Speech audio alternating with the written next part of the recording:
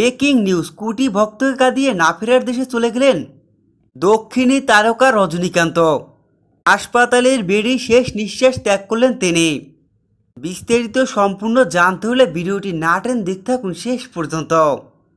ভারতের দক্ষিণী superstar Rajinikanth shooting চলাকালীন সময়ে হঠাৎই অসুস্থ হয়ে পড়েন তিনি। অসুস্থ হয়ে পড়ার সঙ্গে সঙ্গেই তাকে হাসপাতালে ভর্তি করা হয়। তাকে চেন্নাইয়ের অ্যাপোলো হাসপাতালে ভর্তি করা হয়।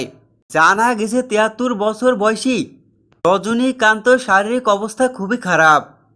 যত দিন যাচ্ছে ততই ক্রমান্বয়ে খারাপ হচ্ছেন রজনীকান্তর শরীর।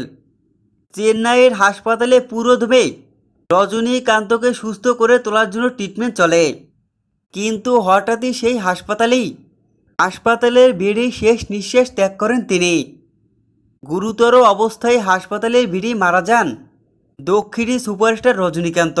এই তারকার মৃত্যুতে ভাসিয়েছে সিনেমা প্রেমী লাখো ভক্তদের। লাখো ভক্ত কিছুতেই মেনে নিতে পারছে না দক্ষিণী সুপারস্টার রজনীকান্তর মৃত্যু।